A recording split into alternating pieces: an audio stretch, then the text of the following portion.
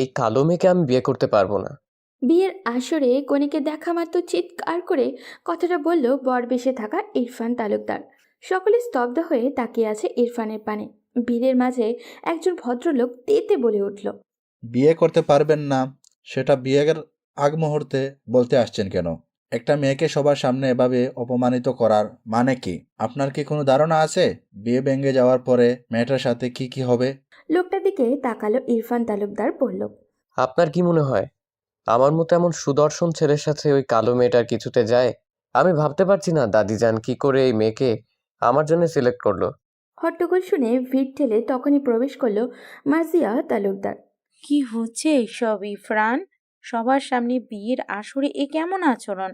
ক্রোধান্বিত হয়ে দাদিজানের দিকে তাকালো ইরফান, বলল, তোমার পছন্দের উপর আমি ভরসা করেছিলাম দাদিজান, তাই মেয়েকে দেখার প্রয়োজন মনে করিনি।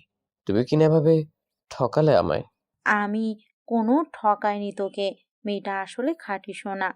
নববধূ বেশে ছল ছল নয়নে দাঁড়িয়ে থাকা মেয়েটার দিকে তাকে তাচ্ছিল্য করে হাসলো ইরফান আর বলল, দাদিজান আমি তো সামনে খাঁটি সোনার বদলে খাঁটি কয়লা দেখতে পাচ্ছি। আর এক মুহূর্ত সেখানে দাঁড়িয়ে থাকতে পারল না নববধূ। দ্রুত সেখান থেকে প্রস্থান করলো। নিজের রুমে ঢুকে দরজা বন্ধ করে দিল সে। এদিকে ইরফান এখনও দাদির সাথে চিল্লাচিল্লি করে চলেছে। হঠাৎ ইরফানের নজরে পড়ল একটা মেয়ের দিকে। মেয়েটা দেখতে বেশ সুন্দরী, গায়ের রঙও ধবধবে ফর্সা, দেখতে বেশ আধুনিক মনে হচ্ছে। এতক্ষণের ঘটে যাওয়া ঘটনাগুলো থেকে মিটে মিটে হাসছিল ও। ইরফানের মাথায় হঠাৎ কিছু একটা চলে এলো। দাদিকে বলল, তুমি কি চাও আমি এক্ষুনি বিয়ে করি? হ্যাঁ চাই। তাহলে শোনো, আমি ওই মেয়েটাকে বিয়ে করব। সবাই সেদিকে তাকালো। মাথা ঘোরা হয়ে গেছে নাকি তোর? একজনকে বিয়ে করতে এসে আর একজনের বিয়ের কথা বলিস? দেখো, বিয়ে যদি করতেই হয় তাহলে আমি ওকে করব। কালো মেয়েকে কিছুতেই নিজের স্ত্রী হিসেবে মেনে নিতে পারবো না। মাজিয়া তালুকদার হুঙ্কার দিয়ে বলল, অসম্ভব। দেখো দাদিজান, তুমি সম্মতি দিলে শুধু কোণে বদল হবে আর কিছুই না। তালুকদার বাড়ির সম্মান বরাবরই থাকবে। যখন বাড়ি ফিরলো চারদিকে ছড়িয়ে পড়বে যে তালুকদার বাড়ির ছেলে বিয়ের আসর থেকে বিয়ে না করে ফিরে এসেছে। তখন কেমন হবে তুমিই বলো? ঠান্ডা মাথায় মেনে নাও, বিয়েটা আমার যেহেতু, আমি আমার সাথে মানানসই কাউকে। তাই বলি ওই মেয়েটার কথা ভাববি না। তোমার কাছে নিজের নাতির চেয়ে বাহিরের কোনো মেয়ের সম্মান কি বেশি বড়? এভাবে সময় ধরে তর্ক বিতর্ক চলছে। মাজিয়া তালুকদার অবশেষে পরাজিত সৈনিকের ন্যায় ধপ করে একটা চেয়ারে বসে পড়ল। ইরফান বলল, তোমার মৌনতাকে সম্মতি ধরে নিলাম দাদিজান। মাজিয়া তালুকদার নিশ্চুপ। ইরফান ওই মেয়ের দিকে তাকে সবাইকে উচ্চ স্বরে ডেকে বলল, আপনাদের কারো যদি কোনো আপত্তি না থাকে আমি আজকে এনাকে বিয়ে করতে চাই। কেউ আর কোনো কথা বলল না। মেয়েটার নাম পায়েল, সম্পর্কে কোণের চাচাতো বোন, রূপবতী হওয়ার কারণে এমনিতেই অহংকারের অন্ত নেই, আর তার উপরে এ যেন মেঘ না চাইতেই বৃষ্টি। এরই মাঝে পায়েলের মা এগিয়ে এসে বললেন, আরে বাবা, আপত্তি থাকবে কেন? তুমি একটু অপেক্ষা করো, আমি আমার মেয়েকে দ্রুত নিয়ে আসছি। বেশ, তবে তাই করুন। কিছুক্ষণের মাঝে বধূ সেজে পায়েল উপস্থিত হলো। কাজী সাহেব বিয়ে পড়াতে লাগলেন। মাজিয়া তালুকদার আহত নয়নে সেদিকে তাকিয়ে রইলেন। তারপর ফোন দিলেন একটা নাম্বারে। এদিকে যার বিয়ে ভেঙে গেল তার নাম হলো সৌদামিনী মেহেক। জন্মের 2 বছর বয়সে মায়ের মৃত্যু হয়। বাবার হাতে বড় হয়ে উঠেছে। মায়ের ইচ্ছা হলো মেয়ের নাম মেহেক রাখবে, আর বাবা শরীফুল চেয়েছেন মেয়ের নাম হোক সৌদামিনী। দুজনের ইচ্ছাকে প্রাধান্য দিয়ে নাম রেখেছেন সৌদামিনী মেহেক। কালো মেয়ে বলে সৌদামিনীর বেড়ে ওঠা অন্য কোনো শিশুর মতো সহজ ছিল না। আজও রূপের কাছে পরাজিত হলো সে। রুমের কোণে বসে সৌদামিনী এই সবই ভাবছে, আর চোখ দিয়ে টপ টপ করে পানি পড়ছে। এরই মধ্যে সৌদামিনীর বাবা শরীফুল এলেন মেয়ের কাছে। মেয়েকে দেওয়ার মতো সান্ত্বনা তার জানা নেই। বাবাকে দেখা মাত্রই সৌদামিনী কিছুই বলল না, জড়িয়ে ধরে হু হু করে কেঁদে উঠল। দাদিজান, সব ঠিকঠাক আছে তো? ফোন করে দ্রুত আসতে বললে কেন? দাদু ভাই, তুই কি আমায় ভালোবাসিস? হোয়াট? তুমি এটা জিজ্ঞেস করার জন্য দ্রুত আসতে বলল? তুমি জানো কতদিন ধরে প্ল্যান করেছিলাম এই ট্যুর নিয়ে? ইরফানের বিয়েতে পর্যন্ত অ্যাটেন্ড করিনি। দেখো ইউভান, আমাকে আমার কথা শেষ করতে দাও। মাজিয়া তালুকদার তার বড় নাতি ইউভান তালুকদারকে ঘটে যাওয়া পুরো ঘটনা খুলে বলল। ইউভান ইরফানের 2 বছরের বড়।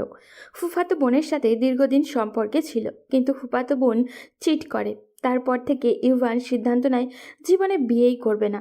পরিবারের লোকজন অনেক বলার পরেও তাকে তো রাজি করাতে ব্যর্থ হয়। ইরফান রিসেন্টলি পারিবারিক বিজনেসে জয়েন করেছে। তারপর পরিবারের ইচ্ছাতে বিয়ে করার সিদ্ধান্ত নেয়। দাদি সৌদামিনীর আচার আচরণ দেখে মুগ্ধ হয়ে ওকে পছন্দ করে বিয়ের জন্য। অনেকবার বলেছিল একবার দেখতে। উত্তরে রাজি, তবে আমার একটা শর্ত আছে। কি সেটা? একটু পর বলবো। মাজিয়া তালুকদার খুশি হয়ে সৌদামিনীর কাছে গেলেন। সৌদামিনী কাঁদছে আর বলছে, বাবা, আর কত বলো? আমি ভীষণ ক্লান্ত। জন্মের পর আমায় কেন গলা টিপে মেরে ফেললে না? বারবার তোমাকে আমার জন্য ছোট হতে হয়। চিন্তা করিস না মা, একদিন তুই অনেক বড় হবি। সেদিন আমি বুক ভরে গর্ব করে বলবো আমি তোর বাবা। বাবা মেয়ের কথার মাঝে মাজিয়া তালুকদার এলেন আর বললেন, সৌদামিনী, তুমি কাঁদছো কেন? চোখে মুখে কি অবস্থা করে রেখেছো? এমন করে বিয়ের আসরে গেলে লোকে কি বলবে? সৌদামিনী তাকিয়ে আছে, কিছুই মাথায় আসছে না কি হচ্ছে। মাজিয়া দেরি না করে সৌদামিনীর চোখের পানি মুছে দিলেন আর এলোমেলো শাড়ি ঠিক করে দিয়ে বললেন, চলো আমার সাথে। টেনে নিয়ে যাচ্ছে। সাথে পিছন পিছন সৌদামিনীর বাবাও গেলেন। ওই আসরে বর বদলের মাধ্যমে সৌদামিনীর সাথে ইউভানের বিয়ে হয়ে গেল। ইউভান একটি বারের জন্য ফিরে দেখল না সৌদামিনীর পানে। বিয়ে শেষ, বউ নিয়ে যাওয়ার পালা। ইরফান আর পায়েল গাড়িতে উঠে গেছে। সৌদামিনী উঠতে যাবে তার আগেই ইউভান এসে দাদিকে বলল, তোমার নিশ্চয়ই মনে আছে শর্ত এর কথা। আমি তোমার কথা রাখতে বিয়ে করেছি, কিন্তু আমি ওকে বাড়ি নিয়ে যেতে পারবো না। তুমি যদি জোর করো তাহলে আমি কোনোদিন ফিরবো না। মাজিয়া তালুকদার স্তব্ধ হয়ে গেলেন। ভাবতে পারেননি এমন শর্ত দিবে। বাধ্য হয়ে চলে গেলেন। সবাই চলে গেল, যাওয়া হয়নি কেবল সৌদামিনীর। সৌদামিনীর বিয়ের 1 মাস কেটে গেছে। 1 মাসে শ্বশুরবাড়ির কেউ কোনো রূপ যোগাযোগ করেনি সৌদামিনীর সাথে। সৌদামিনী নিজের কাজে মন দিয়েছে, যার মাধ্যমে সে স্বপ্ন দেখে অনেক বড় হবার। এদিকে চাচি সৌদামিনীকে কাটা গায়ে নুনের ছিটে দিতে অনেক শুনিয়ে শুনিয়ে মেয়ের শ্বশুরবাড়ির গল্প করে। সৌদামিনীর বাবা একজন হার্টের রোগী। বাইরে থেকে ফিরে যখন হতাশ হয়ে বসে পড়ে, সৌদামিনী বুঝতে পারে তার শ্বশুরবাড়ি না যাওয়া নিয়ে সে নিশ্চয়ই কটু কথা শুনে এসেছে। সৌদামিনী কর্মসংস্থানে যাওয়ার সময় অনেকে কথা বলে তার কানে আসে। সৌদামিনী বাবার কথা ভেবে একটা সিদ্ধান্ত নিল। মানুষের কাছে বাবা কথা শুনে কষ্ট পায়, সেটা সহ্য করতে পারে না ও। তাই সৌদামিনী বাবার দেখাশোনার জন্য একজন হেল্পিং হ্যান্ড নিয়োগ করল। বাবাকে বলল শ্বশুরবাড়ি থেকে তাকে যাওয়ার জন্য খবর পাঠিয়েছে, যা সম্পূর্ণই মিথ্যা। সৌদামিনীর অনেক শখ ছিল পালকি করে শ্বশুর বাড়ি যাওয়ার, কিন্তু বর্তমানে তার প্রচলন একেবারে নাই বললেই চলে। সৌদামিনী পালকি ঠিক করলো, সাথে একটা সানাই বাজানোর জন্য একদল ব্যান্ড লোক। সেদিন আবারও সৌদামিনী নিজের হাতে নিজের বিয়ের বেনারসি পরল, নিজে আবারও বধূ সাজল। যার রোজ অপদস্থ করে তাদেরকে বলল শ্বশুর বাড়ি থেকে তাকে নিতে পালকি পাঠিয়েছে। বাবার থেকে বিদায় নিয়ে নিজের কিছু প্রয়োজনীয় জিনিস নিয়ে সৌদামিনী চলল শ্বশুর বাড়িতে। সৌদামিনীর পালকি চলেছে আর সৌদামিনীর মনে তত আতঙ্ক বিরাজ করছে। না জানি সৌদামিনীর জীবনে নতুন কোনো ঝড় আসতে চলেছে। তালুকদার বাড়ির সবার থেকে বৃদ্ধ হলেন মার্জিয়া তালুকদার। বাড়ির কর্ত্রীও এখন তিনি। পরিবারের প্রতিটি সিদ্ধান্তে তার গুরুত্ব বেশি। শুধু সৌদামিনীর সাথে ইউভানের বিয়ের বিষয়ে কেউ তার সিদ্ধান্ত মানতে নারাজ। তিনি যদি ইউভানের বিয়ের টপিকটা কথা তুলে বাকি সদস্যরা পরিবার ভঙ্গের কথা বলে, সেজন্য এ বিষয়ে কথা হয় না তালুকদার বাড়িতে। মার্জিয়া তালুকদারের 2 ছেলে আর 1 মেয়ে। বড় ছেলে আজমল তালুকদার আর ছোট ছেলে আরমান তালুকদার। 2 ভাইয়েরই 2 জন করে ছেলে মেয়ে। আজমল তালুকদারের বড় মেয়ে ইবনাত তালুকদার আর ছেলে ইউভান তালুকদার, আর আরমান তালুকদারের ছেলে ইরফান তালুকদার আর মেয়ে ঈশিতা তালুকদার। আজমল তালুকদারের সন্তানেরা 2 জনই আরমান তালুকদারের সন্তানের চেয়ে বয়সে বড়। বাড়ির 2 গৃহিণী আজমল তালুকদারের স্ত্রী আমেনা আর আরমান তালুকদারের স্ত্রী রুবিনা। 2 জা রান্নাঘরে ব্যস্ত দুপুরের রান্না তৈরিতে। তাদের সাথে হাতে হাত কাজে এগিয়ে দিচ্ছে ইবনাত। মার্জিয়া তালুকদার নিজের রুমে শুয়ে আছেন আর বাড়ির বউ পায়েল ব্যস্ত ড্রয়িং রুমে বসে নিজের নখে নেইল পলিশ লাগাতে। এমন সময় তালুকদার বাড়ির বাইরে সানাইয়ের আওয়াজ এত জোরে হচ্ছে যে বাড়ির আনাচে কানাচে প্রতিটা জায়গা থেকে শব্দটা শোনা যাচ্ছে। মার্জিয়া তালুকদার উঠে বের হলেন। অন্য সদস্যরাও যে যার কাজ ফেলে সদর দরজার দিকে গেল। উদ্দেশ্য কিসের আওয়াজ সেটা দেখা। সৌদামিনীর পালকি দাঁড়িয়ে আছে তালুকদার বাড়ির সামনে। সানাই বাদক তো রয়েছেই, সাথে আশেপাশে কিছু লোকজনও মিলিত হয়েছে। কি হচ্ছে কেউ কিছুই বুঝতে পারছে না। তাদের বাড়ির সামনে পালকি এলো কেন? লোকের ভিড়। একজনে বলল, আরে আপনার বউকে পালকি করে নিয়ে এলেন, এখন ঘরে তুলে নিয়ে দাঁড়িয়ে আছেন, আমরাও একটু দেখি। আরেকজন বলল, যা বলেন ভাই, এমন অসাধারণ কাণ্ড তালুকদার বাড়ির লোকের দ্বারাই সম্ভব। একজন বলল, আগেরকার পালকিতে বিয়ের গল্প শুনেছি, 2025 সালে এসে সেটা দেখা হয়েই গেল। এভাবে এক একজন এক এক রকমের মন্তব্য করতে থাকলো। তখন আমিনা এগিয়ে গেলেন। পালকির পর্দা উল্টানোর পর দেখতে পেলেন শ্যাম বর্ণের একটা মেয়ে বউ সেজে বসে আছে, মুখটা একেবারে মায়ায় ভরা। তিনি কিছুক্ষণ তাকিয়ে রইলেন, তারপর হঠাৎ মনে পড়ল 1 মাস আগের কথা, তার ছেলের ইচ্ছার বিরুদ্ধে বিয়ের গল্প। সাথে সাথে চোয়াল শক্ত হয়ে গেল, চোখে মুখে প্রতীয়মান হলো কঠিনতা।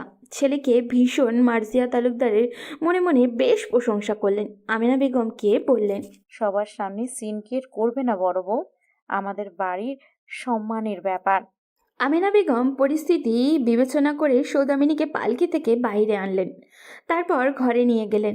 যা বলার ভিতরে বলবেন ভেবে স্থির করলেন। সৌদামিনী যেমন ভাবছিল তার চেয়ে অধিক চাকচিক্যতে পরিপূর্ণ তালুকদার বাড়ি। দামি দামি ফার্নিচারে পুরো বাড়ি বেশ সুন্দর করে সাজানো। সৌদামিনী চোখ বুলিয়ে দেখল। সে কি বেহায়া মেয়ে রে বাবা, এমন মেয়ে আমার জীবনে দেখিনি।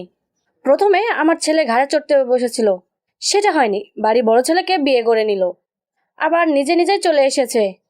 বলি মেয়ে, তোমার মধ্যে কি লজ্জা বলতে কিচ্ছু নেই? আহ ছোট মা, হচ্ছে কি?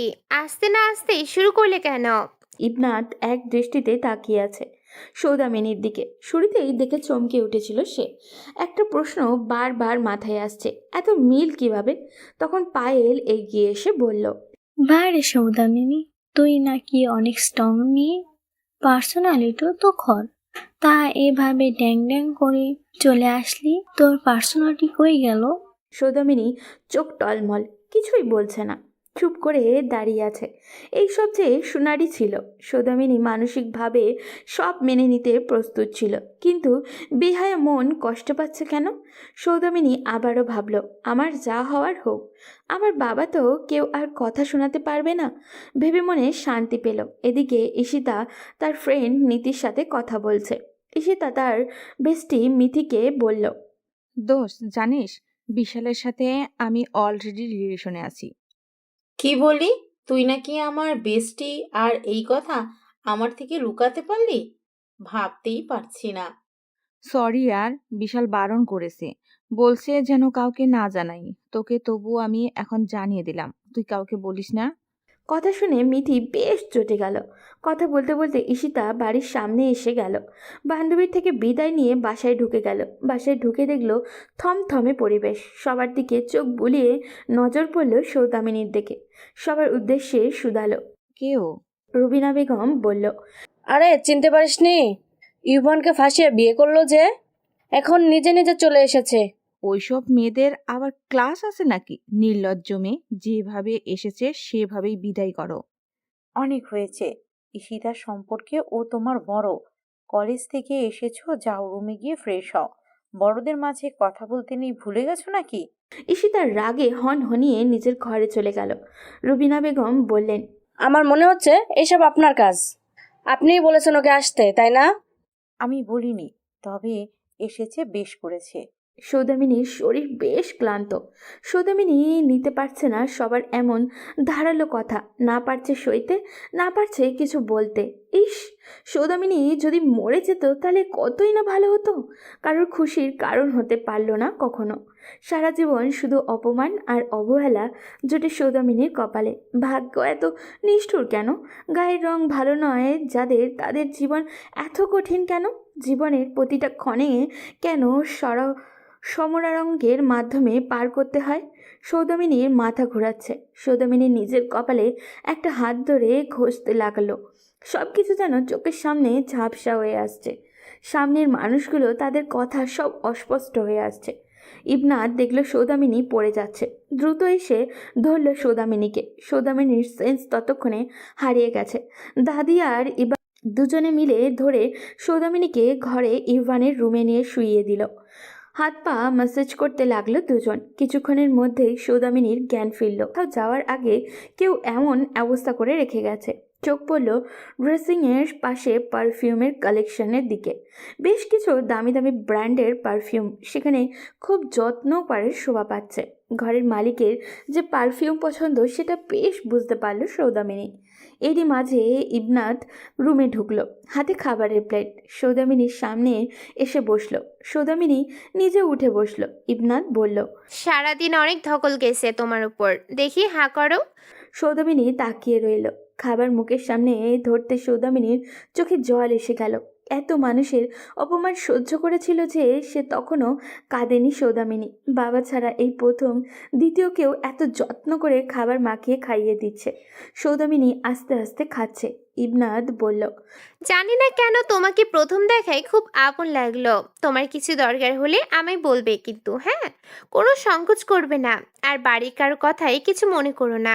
আস্তে আস্তে সব ঠিক হয়ে যাবে। সৌদামিনী জড়িয়ে ধরে কেঁদে উঠল তাকে। এত ভালোবেসে কেউ সৌদামিনীর সাথে কথা লাস্ট কবে বলেছে সৌদামিনী ভেবে পায় না। সৌদামিনীকে খাইয়ে রেস্ট করতে বলে ইবনাথ চলে গেল। ক্লান্ত সৌদামিনী হারিয়ে গেল ঘুমের রাজ্যে। ইবনাথ একবার দেখে গেছিল, ঘুমাতে দেখে আবারও চলে গেছে। রাতেও ইবনাথ খাবার এনে দিল। ছোট মায়ের কথাও শুনেছে অবশ্য। সময় কেটে যাচ্ছে, ঘড়ির কাঁটায় রাত 12টা ছুঁইছেই। সৌদামিনী গভীর ঘুমে। হঠাৎ করে কেউ একজন ঘুম থেকে টেনে তুলল সৌদামিনীকে। চোখের ঘুমে রেশ এখনও কাটেনি। সৌদামিনী কিছু বুঝে ওঠার আগেই ইরফান কষে একটা থাপ্পড় মারল সৌদামিনীর গালে। ব্যথায় সৌদামিনী আহ করে উঠল। সামনেই অগ্নির দৃষ্টিতে তাকিয়ে থাকা মানুষটাকে দেখে চমকে উঠল সৌদামিনী। ভয়ে গলা শুকিয়ে যাচ্ছে সৌদামিনীর। সৌদামিনীকে অবাক করে দিয়ে দ্বিতীয় গালে আরও একটা চড় বসিয়ে দিল। গর্জে উঠে বলল, হাউ ডেয়ার ইউ, আমার বাড়িতে এসে আবার আমার বেডে ঘুমানো, গেট লস্ট। সৌদামিনী কেঁপে উঠল ধমকে। সৌদামিনীকে ওঠার সুযোগ না দিয়ে ইরফান জোরে ধাক্কা দিয়ে খাট থেকে ফেলে দিল। সৌদামিনী উল্টে পড়ে মাথা ঠোকালো খাটের কোণায়। মাথা ভনভন করে উঠেছে। সৌদামিনী কপালে হাত ছুঁয়ে হাতে তরল কিছু অনুভব করলো। হাত সামনে এনে দেখলো তরতাজা রক্ত। সৌদামিনী কপালে হাত চেপে ধরে সেখানেই বসে রইল, চোখের কোণে নোনা জল। এদিকে ততক্ষণে ইরফান ওয়াশরুমে ঢুকে গেছে ফ্রেশ হতে। বাথরুমের দরজা লকের সাউন্ডে নড়ে চড়ে উঠল সৌদামিনী। কপালের রক্ত জমাট বেঁধতে শুরু করলো। সৌদামিনী নিজের সাথে নিয়ে আসা লাগেজ থেকে একটা শাড়ি বের করে রুমের একপাশে সেটা দিয়ে বিছানা করলো। মাথায় বালিশ হিসেবে কিছু ভাঁজ করা কাপড় ব্যবহার করলো। সৌদামিনী সেখানে গিয়ে শুয়ে পড়ল। মাথার চোটের কথা ভুলে সৌদামিনী মগ্ন অন্য চিন্তায়। সৌদামিনী জানতো তালুকদার বাড়ির বড় ছেলে ইরফানের সাথে তার বিয়ে হয়েছে। সেদিন এক ভাই রিজেক্ট করে দেওয়ার ফলে এতটাই লজ্জা হচ্ছিল, চোখ তুলে একটু দেখেনি কার সাথে বিয়ে হলো। যখন ঘুম থেকে উঠল ইরফানের থাপ্পড় খেয়ে তখনই প্রথম দেখা পেল নিজের স্বামীর। আর তখনই অবাক সৌদামিনী। সৌদামিনী তখন নবম শ্রেণীতে পড়ে। বয়ঃসন্ধির সময় বিপরীতে লিঙ্গের প্রতি অদ্ভুত আকর্ষণ হয়ে থাকে। সৌদামিনীও সেই সময় কারোর প্রেমে পড়েছিল। বলতে গেলে সৌদামিনীর জীবনের প্রথম ও সর্বশেষ প্রেম ছিল সেটা। কিন্তু সৌদামিনী ততদিনে বুঝতে পেরেছিল প্রেমিকা হতে হলে মন নয়, আগে রূপটাই খোঁজে, যা সৌদামিনীর নেই। কোনো বন্ধু বান্ধব জোটেনি তার। সৌদামিনীর প্রেমিক পুরুষটাও অত্যাধিক সুন্দর ছিল, এক দেখায় মেয়েদের ক্রাশ বলা চলে। সৌদামিনী রোজ স্কুলে যাওয়ার পথে দেখত তাকে, কখনো নাম জানতে পারেনি। একবার একজনকে সাহস করে জিজ্ঞাসা করেছিল। সে বেশ তাচ্ছিল্য করেছিল সৌদামিনীকে। এমন রূপ নিয়ে এরকম হ্যান্ডসাম বয়ের নাম জানতে চাইছে কিভাবে। তারপর আর কখনো কাউকে জিজ্ঞাসা করেনি, নিজে একটা নাম দিয়েছিল। নিজের ভালোবাসার মানুষটার নাম রেখেছিল সুন্দর পুরুষ। সৌদামিনী নিজের মনের অনুভূতিগুলো জানানোর কোনো সাহস আর সুযোগ পায়নি, তাই একটা বুদ্ধি বের করে সৌদামিনী নিজের অনুভূতিগুলো চিঠির মাধ্যমে জানতে শুরু করলো। চিঠিগুলো আড়ালে অনেক কাঠখড় পুড়িয়ে পৌঁছাতে সক্ষম হলো সৌদামিনী। সব চিঠিতে প্রিয় মানুষটাকে সুন্দর পুরুষ বলে সম্বোধন করত, আর প্রেরকের নামের জায়গায় লিখত অপরিচিতা। কত যে চিঠি লিখেছে তার হিসাব নেই, কিন্তু কখনো কোনো চিঠির উত্তর পেত না। তবুও এতেই খুশি ছিল সৌদামিনী। হঠাৎ সৌদামিনীর একদিন তার সুন্দর পুরুষের সাথে সুন্দর রমণীর দেখতে পায়। বেশ কয়দিন দেখেছে সে, খোঁজ নিয়ে জানতে পারে মেয়েটা তার নাকি তার ভালোবাসা। সৌদামিনী সেদিন খুব কেঁদেছিল একা একা। তারপর সৌদামিনী আর কোনো চিঠি লেখেনি, আর কখনো কারোর প্রেমেও পড়েনি। শুধু মন প্রাণ দিয়ে পড়াশুনো করেছে বাবার মুখ উজ্জ্বল করবে বলে। এখন সে অনেক দূর এগিয়েছে স্বপ্ন বাস্তবায়নের দিকে। সবচেয়ে অবাক করা বিষয় হলো সৌদামিনীর সেই সুন্দর মানুষটা ইভান। কাকতালীয়ভাবে সেই মানুষটার সাথে বিয়ে হলো সৌদামিনীর। আচ্ছা, তার সেই সুন্দর গার্লফ্রেন্ড কি এখনও আছে? ভাবতে পারছে না সৌদামিনী। মাথা টন টন করছে। শীতের মধ্যে ফ্লোরে শুয়ে রীতিমতো কাঁপছে সে। এত কিছুর মাঝে কখন চোখ জুড়ে ঘুম এসে গেল টেরই পেল না। এদিকে ইউভানের মেজাজ এমনিতেই খারাপ। ট্যুরে কোনো অজ্ঞাত ঝামেলার কারণে মেজাজ বিগড়ে গেছে তার। তখনই বাসায় প্রবেশের সাথে সাথে পায়েলের সাথে দেখা। ইরফানের কাছ থেকে জানতে পেরেছিল আজ ফিরেছে ইউভান, তাই আগুনে ঘি দিতে ইউভানের অপেক্ষা করতে থাকে। বাসায় প্রবেশ করতেই বলা শুরু করে সৌদামিনী এই বাড়িতে এসেছে, সবার সাথে খারাপ ব্যবহার করেছে, ইউভানের মাকেও কথা শুনিয়েছে। ইউভান এমনিতেই মায়ের ব্যাপারে কিচ্ছুই সহ্য করতে পারে না, তার উপরে মেজাজ বিগড়ে আছে। তাই কোনো কিছু না ভেবেই ঘুমন্ত সৌদামিনীর উপরে এমন আক্রমণ করে। সৌদামিনীর মাথায় চোট লেগেছে সেটা দেখেছে ইউভান। সৌদামিনীর মায়াভরা ব্যথতর ছলছল দৃষ্টিও দেখেছে, তাই তাকিয়ে থাকতে না পেরে ওয়াশরুমে ঢুকেছে। এখন নিজেরই অনুশোচনা হচ্ছে, বারবার বিছানার এপাশ ওপাশ করছে, কিন্তু কিছুতেই ঘুমাতে পারছে না ইউভান। পরদিন সকালে ঠিক 9টার দিকে ইউভান রেডি হয়ে বের হলো রুম থেকে। বের হতেই ইবনাতের সাথে দেখা। ইবনাত ইউভানকে দেখে বলল, ভাই, শুনলাম তুই রাতে ফিরেছিস, কাউকে বলিসনি কেন আজ ফেরার কথা? কেন বুবু, আমি ফিরলে কি সেটা ঢাকঢোল করে সবাইকে জানাতে হবে নাকি? এমন করে বলছিস যেন আমি আজকে প্রথম এইভাবে ফিরলাম। আরে তুই রেগে যাচ্ছিস কেন? আমি এমনি জানতে চাইলাম। তুই কি আমাকে কিছু বলতে এসেছিস? বলার হলে দ্রুত বল, আমার বের হতে হবে। না তেমন না, ঠিক আমি সৌদামিনাকে দেখতে এসেছি। বেচারা মেয়েটার জন্য বড্ড মায়া হয়, খুব ভালো একটা মেয়ে। কোথায় পায়েল আর কোথায় সৌদামিনী? পায়েল বড়দের সাথে মুখে মুখে কথা বলে, আর সৌদামিনী যেন একেবারে বিপরীত। না জানি কি না কি সহ্য করে শ্বশুরবাড়ি, নিজে নিজে এসেছে। সবাই কত কথা শোনালো, একটু টু শব্দ পর্যন্ত করেনি। মাথা নিচু করে কেমন সব হজম করলো। সত্যি বলছি ভাই, তুই একজন সঠিক জীবনসঙ্গী পেয়েছিস। ইভান জানে বুবু মিথ্যা বলে না। রাতে শুধু শুধু ভুল কথা শুনে সে এমন কাজ করলো। বোনকে আর কিছু বলতে না দিয়ে বলল, তোর লেকচার শোনার মতো সময় আমার নেই, দেখি যেতে দে। আমিও যাই, একটু দেখি মেয়েটা কেমন আছে। কেমন আর থাকবে, আরাম করে বেঘরে ঘুমাচ্ছে। ও আচ্ছা, ঘুমালে ঘুমাক, শুধু শুধু এখন ওর ঘুমটা নষ্ট করার মানে হয় না। ইবনাত চলে যেতেই ইউভান যেন হাঁপ ছেড়ে বাঁচল। সৌদামিনীর ঘুম ভাঙল আরও বেশ কিছু সময় পরে, তাও সবার চিৎকার চেঁচামেচি শুনে। এতক্ষণ নবাবজাদি হয়ে ঘুমানোর জন্য সবাই কথা শোনাচ্ছে তাকে। ইবনাত সৌদামিনীর হয়ে প্রতিবাদও করেছে। সৌদামিনীর আচমকা নিজের দিকে খেয়াল হলো। সে মনে করার চেষ্টা করলো রাতের ঘটনা। যতদূর মনে আছে সৌদামিনী ফ্লোরে ঘুমিয়েছিল, তাহলে এখন সোফায় কিভাবে এলো? মাথার কাছে বালিশটাই বা দিল কে? আর এই লেপ গায়ে জড়ালোই বা কিভাবে? সৌদামিনী বারবার মনে করার চেষ্টা করেও কিছু মনে আসছে না। শুধু মনে পড়েছে সে ঘুমিয়েছিল ফ্লোরে। সৌদামিনী উঠে দাঁড়ালো। ড্রেসিংয়ের আয়নায় নিজেকে দেখে দ্বিতীয় দফায় চমকালো সৌদামিনী। আশ্চর্য, মাথায় আবার ব্যান্ডেজ বাঁধলো কখন? সৌদামিনী বের হলো বেশ কিছু সময় পর। ততক্ষণে সবারই নাস্তা করা শেষ। ইবনাত বাসায় নেই, রান্নাঘরে আমিনা আর রুবিনা ব্যস্ত ভীষণ।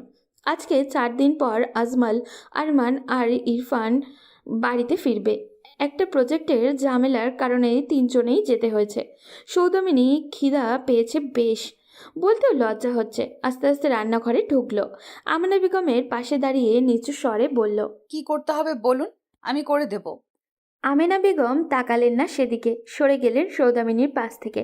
রুবিনা বেগম তেড়ে উঠলেন আর বললেন, কোথাকার মহারানী তুমি? দিনের 10টা বাজে ঘুম ভাঙে তোমার? আবার মাথায় ব্যান্ডেজ বেঁধে কাজ না করার ধান্দা, তাই না? ব্যান্ডেজের কথা শুনে আমেনা বেগম আর চোখে একবার তাকালেন সৌদামিনীর দিকে।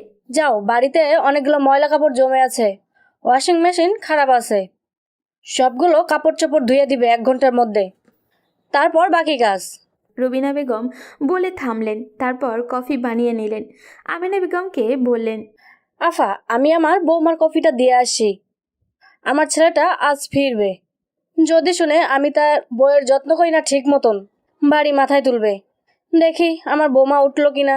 যেতে যেতে সৌদামিনীর দিকে তার শাশুড়ি মা খুব একটা খারাপ না। সৌদামিনী প্রতিজ্ঞা করল সে তার শাশুড়ি মায়ের মন জিতে নিবে। সৌদামিনী খেয়ে তারপর কাপড় চোপড় সব ধুয়ে দিল।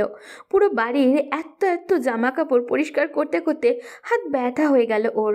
এগুলো শুকাতেই দিতে যাবে তখনই ইবনাত বাড়ি ফিরল। বলল, আরে এগুলো কোথা থেকে আনো? ধুয়ে শুকাতে নিয়ে যাচ্ছি। আর তুমি পাগল নাকি? বাসায় ওয়াশিং মেশিন থাকতে এতগুলো জামা কাপড় নিজে হাতে পরিষ্কার করছো? সৌদামিনী কিছু বলল না, সব শুকাতে দিল। দুপুরে 3 জন বাড়ি ফিরল। সৌদামিনীকে নিয়ে কেউ কোনো কথা বলল না, যেন তার অস্তিত্বই নেই। সবাই কি সুন্দর হাসি আড্ডা দিচ্ছে। ইরফান, পায়েল, ইবনাত, ঈশিতা সবার জন্য গিফট দিল। সৌদামিনীর জন্য কিচ্ছুই নেই। পায়েল বলল, এ কি তুই আরেকজনের জন্য আনলি না কিছুই? একজন নিজে নিজে চলে আসে তালুকদার বাড়ির বউ এর জন্য। ইরফান বিরক্তি নিয়ে বলল। জানতাম না বাড়িতে এসে জুড়ে বসেছে যে। সৌদামিনীকে দেখে তার শরীর জ্বলে উঠল। ইবনাত বলল, কিন্তু ইফরান, কাল পায়েল তোকে বলেছিল যে আমি নিজে শুনছিলাম। তুমি আমার বউ কি বলে আড়ি পাতো নাকি? সবাই শুনেছে, শুধু আমি না। পরদিন খুব সকালে ঘুম থেকে উঠল সৌদামিনী। আজও ফ্লোরে ঘুমিয়েছিল। সে উঠে নিজেকে সোফায় দেখতে পেল। ইভান তখনও ঘুমে। সৌদামিনী অগোছালো রুমটা সুন্দর করে গুছালো। ইভানের আলমারি হজবরল অবস্থা। সৌদামিনী সব সুন্দর করে ভাঁজ করে রাখলো। তারপর গেল রান্নাঘরে। তখনও কেউ ওঠেনি। সৌদামিনী সবার জন্য নাস্তা তৈরি করলো। চা বানানোর সময় আমেনা বেগম আসলেন। এসে দেখতে পেলেন রান্নার কাজ প্রায় সবই শেষ।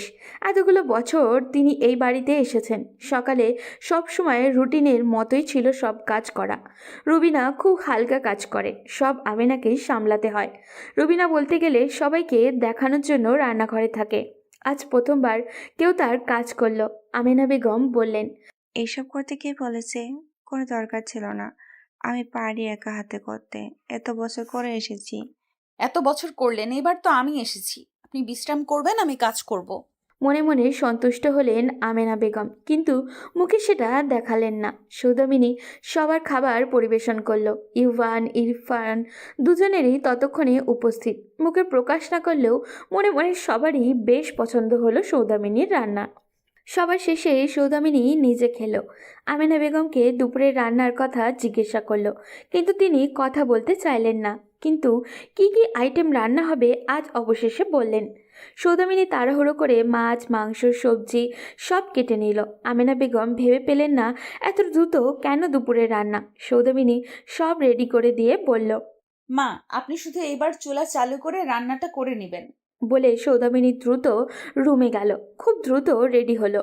ইভান ল্যাপটপ নিয়ে বসে আছে, ভেবে পাচ্ছে না এই মেয়ে কই যাচ্ছে। সৌদামিনী রেডি হয়ে নিচে নামতেই মার্জিয়া তালুকদারের সামনে পড়লেন। মার্জিয়া তালুকদার বললেন, কই যাও নাতবো? সৌদামিনী মিষ্টি হেসে বলল, আমার কাজে। আজকে যদি না যাই 3 মাস মিস হবে।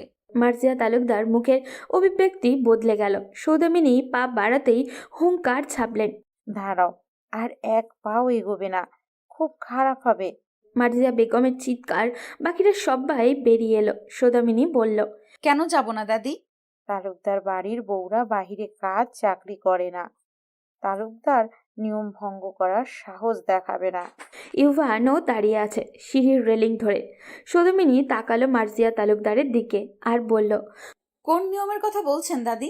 একজনকে বিয়ে করতে গিয়ে আরেকজনকে বিয়ে করা, এটা তালুকদার বাড়ির নিয়ম? নাকি বিয়ে করে সদ্য বিবাহের মেয়েকে শ্বশুরবাড়ির না এনে সমাজের মানুষের কথার অস্ত্রের মুখে ছুঁড়ে ফেলে আসা, এটা তালুকদার বাড়ির নিয়ম? মার্জিয়া তালুকদার চুপসে গেলেন। বাকিদের চোখ যেন চড়ক গাছ। সৌদামিনী বলল, তালুকদার বাড়ির নিয়ম নীতি সব আছে, সবাই সেটা মানছে, আমি সম্মান করি সেটা, কিন্তু আমার ব্যাপারে নিয়ম মেনে কিছুই ঘটেনি, তাই আমি মানতে পারবো না। আর তাছাড়া আমার বাবার আমি ছাড়া আর কেউ নেই। তার দেখাশোনা, ওষুধ, খাবার এসবের খরচ নিশ্চয়ই তালুকদার বাড়ি থেকে দিবে না। আর দিলেও আমি নিব না। তাই আমার কাজে আমাকে যেতেই হবে। বলেই সৌদামিনী চলে যাচ্ছে। রুবিনা বেগম বললেন, যাচ্ছ যাও, আর ফিরে আসার সাহস করো না। সৌদামিনী তার দিকে তাকিয়ে বলল, যেমন যাচ্ছি আবার ফিরেও আসবো। একবার এলাকাবাসী নিয়ে এসেছি, এইবার প্রয়োজন পড়লে নারীদের অধিকারের যত আইন আছে সব সেক্টরের লোক নিয়ে আসবো। মদ খেয়ে মাতাল হয়ে পড়ে আছে কিছু মাতাল। দিনের বেলা কিন্তু তারা যেন জায়গা আছে সেটা পুরো অন্ধকার।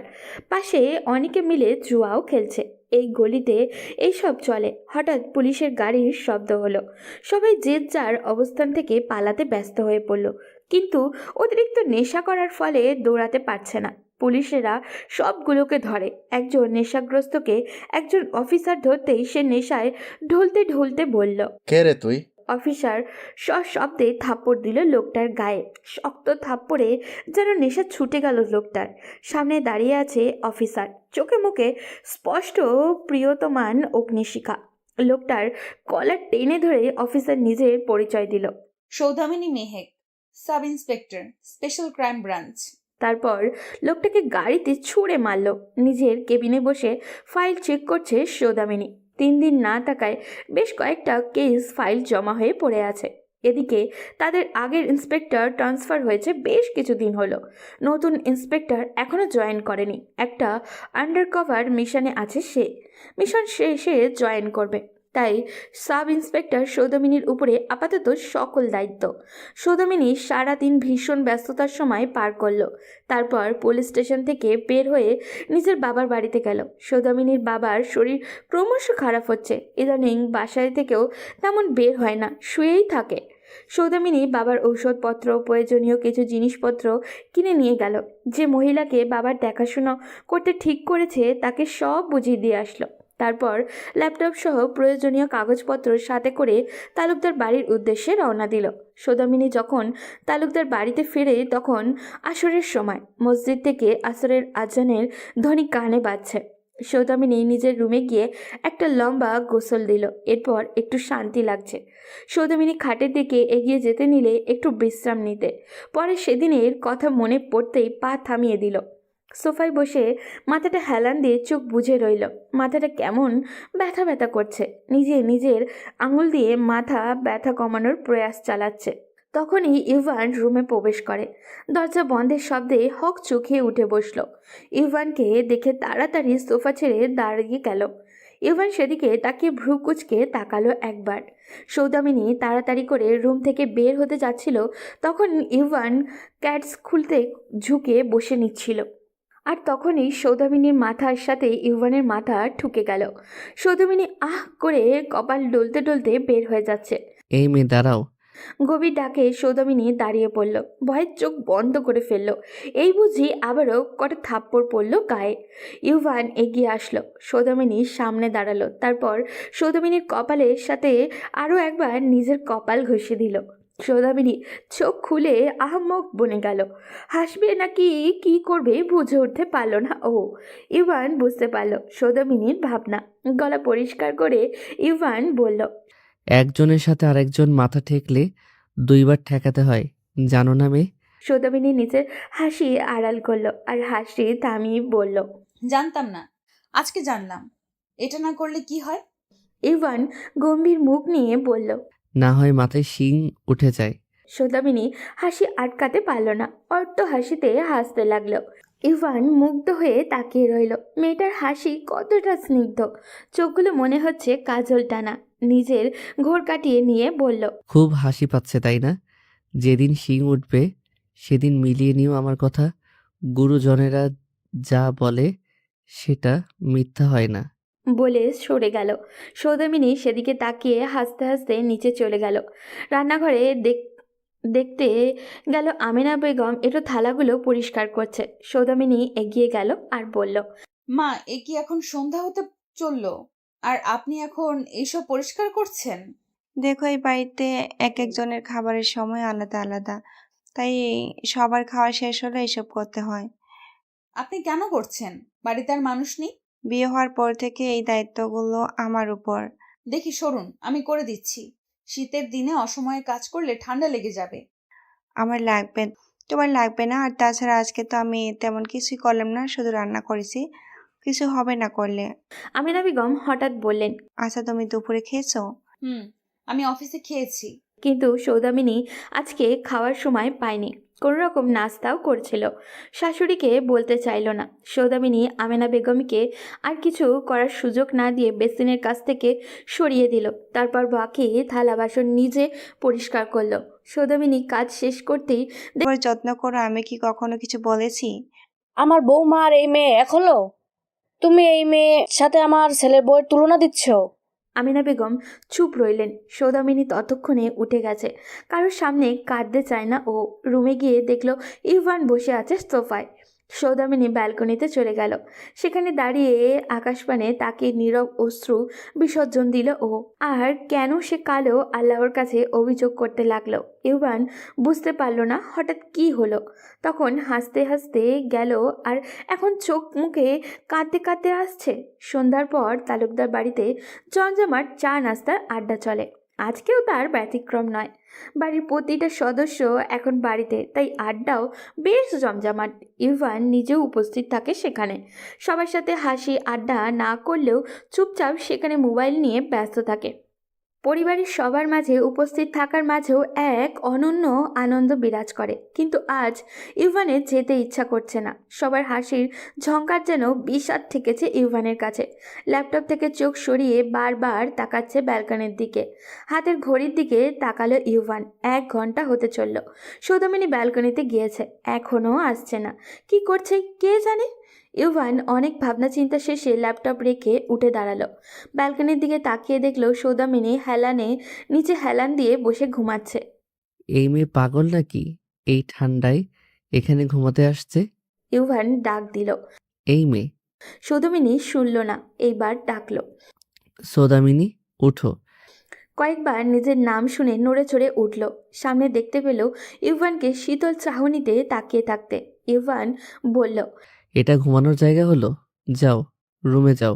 সৌদামিনী উঠে দাঁড়ালো। সৌদামিনীর মনে পড়ল তার গুরুত্বপূর্ণ কাজ আছে। নিজের ল্যাপটপ হাতে নিয়ে দাঁড়িয়ে গেল। ভেবেছিল সোফায় বসে কাজ করবে, কিন্তু ইভানের ল্যাপটপ সেখানে, তাই দাঁড়িয়ে রইল। ইভান এসে দেখল সৌদামিনী ল্যাপটপ হাতে দাঁড়িয়ে। ইভান বলল, আমার ল্যাপটপ তোমার হাতে কেন? দাও। এটা আপনার না, আমার। ইভান খেয়াল করে দেখল সৌদামিনী ঠিক বলেছে। ইভান বলল, এটার কি কাজ? অফিসের কাজ জমা আছে। বলে সৌদামিনী ফ্লোরে বসতে তখন ইভান বলল, সোফায় বসতে পারো, আমার কাজ তেমন গুরুত্বপূর্ণ না। বলে নিজের ল্যাপটপ নিয়ে বেডে চলে গেল। সৌদামিনী মনোযোগ দিয়ে কাজ করতে ব্যস্ত হয়ে গেল। ইভান বারবার আর চোখে তাকালো সৌদামিনীর দিকে। কাজ নিয়ে খুব সিরিয়াস যে সেটা আন্দাজ করেই বুঝতে পারল।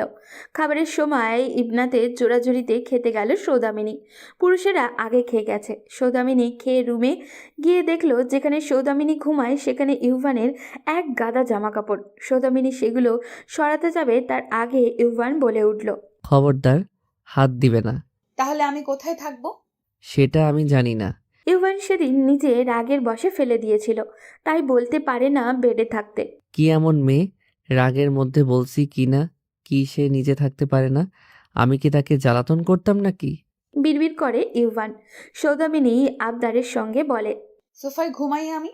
ইভান কি বলবে বুঝে উঠতে পারল না।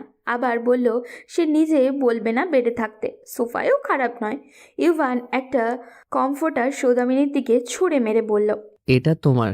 তালুকদার বাড়ির মানুষ পাষাণ না।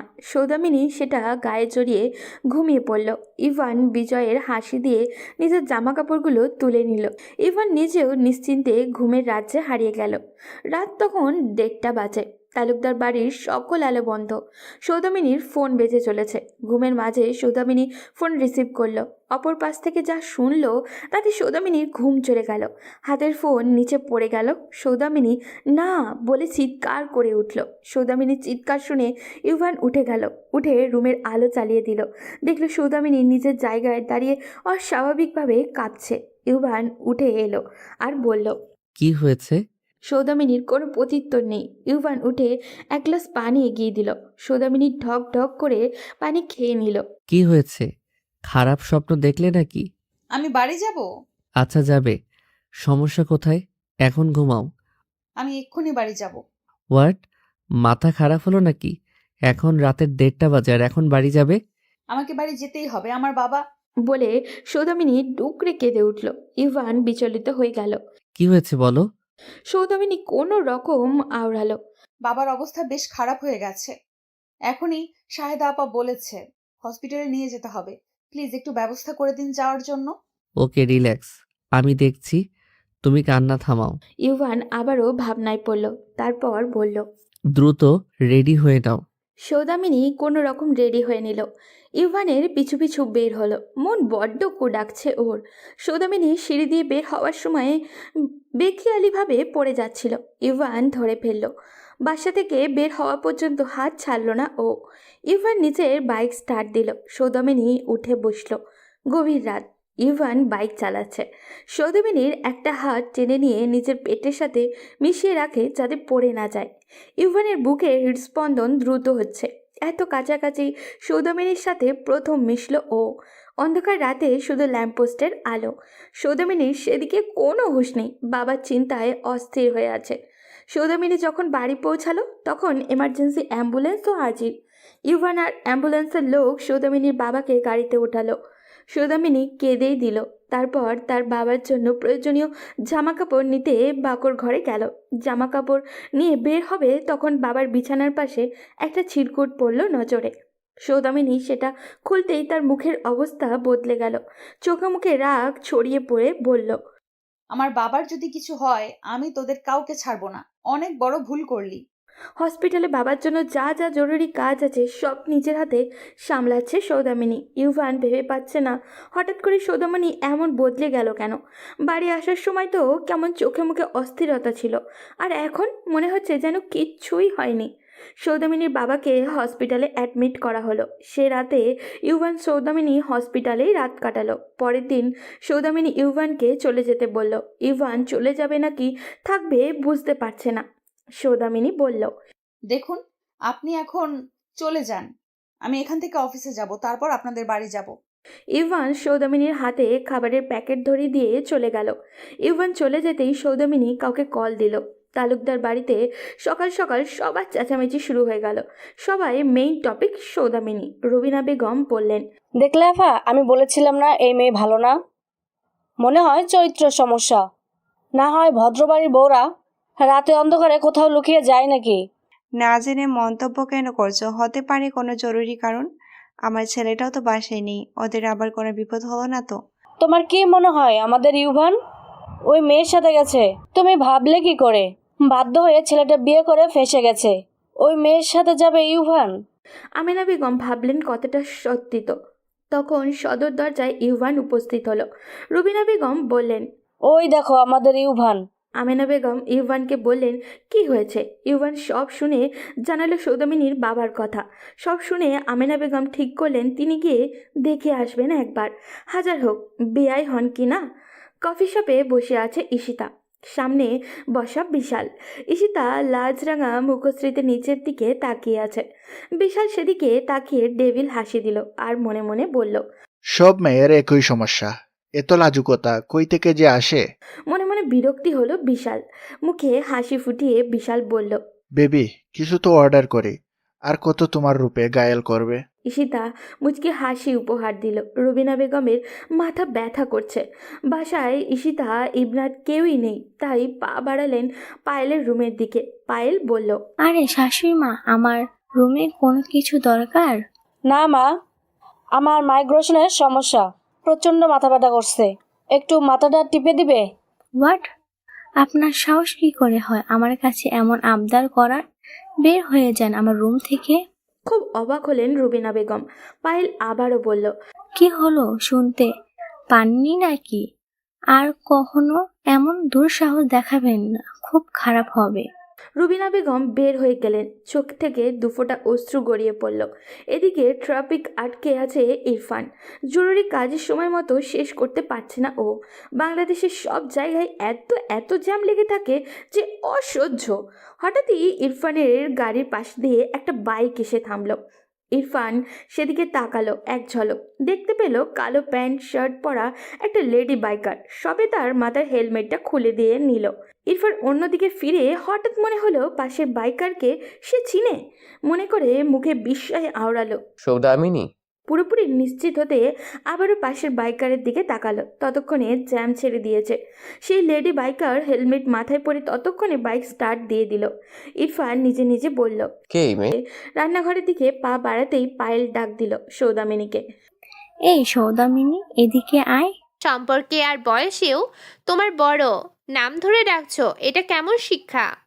আসলে নাম ধরে ডাকতে অভ্যস্ত তো, তাই সম্মান আসে না। পায়েলের কথা শুনে ঈশিতাও মুখ টিপে হাসলো। সৌদামিনী এসে দাঁড়ালো। পায়েল বলল, যা আমাদের সবার জন্য চা বানিয়ে নিয়ে আয়। ইবনাথ তেড়ে উঠল, বলল, ও বাহিরে কাজ করে এসেছে, রাতেও ঘুমাতে পারেনি, আর তুমি ওকে বলছো চা করতে? সমস্যা নেই আপু। সৌদামিনী রান্নাঘরে চলে গেল। সৌদামিনী রান্নাঘরে যেতেই আমেনা বেগম জানতে চাইলে ওর বাবার শরীরের অবস্থা কেমন। সৌদামিনী বলল, আলহামদুলিল্লাহ। সৌদামিনী চা বানালো সবার জন্য। সবার প্রথমে আমেনা বেগমকে দিল, তারপর ড্রয়িং রুমে গিয়ে একে একে সব ভাইকে চা দিল। ইরফান বারবার সৌদামিনীর দিকে তাকাচ্ছে, কিছুতেই ঘর কোনো সৌদামিনীর সাথে রাস্তায় বাইকারের সাথে মিল খুঁজে পাচ্ছে না। বারবার ইরফানের মাথায় আসছে কি চাকরি করে ও। সবাই সৌদামিনীর চা খেয়ে খুব প্রশংসা করলো। ইভান আর ইরফান চুপ রইল। ইভানও মনে মনে বলল, চাটা আসলেই বেশ ভালো হয়েছে। সবার মুখে সৌদামিনীর প্রশংসা শুনে যার মেজাজ খারাপ হয়ে গেল সে হলো পায়েল। পায়েল ভেবেছিল সৌদামিনী হয়তো পারবে না এতজনের জন্য চা করতে, কিন্তু সবার প্রশংসা পেতে দেখে রাগে গা জ্বলে উঠল ওর।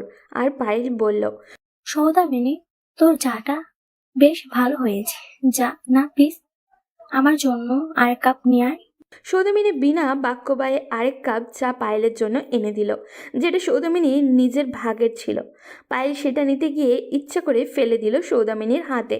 পড়ল কিছুটা। পায়েল বলল, ইস রে, পড়ে গেল, প্লিজ আর কাপ নিয়ে আয় না। সৌদামিনী উঠে দাঁড়ালো। এক পা দিয়েই কেবল তখনই ইভান উঠে দাঁড়ালো, গম্ভীর কণ্ঠে বলল, দাঁড়াও।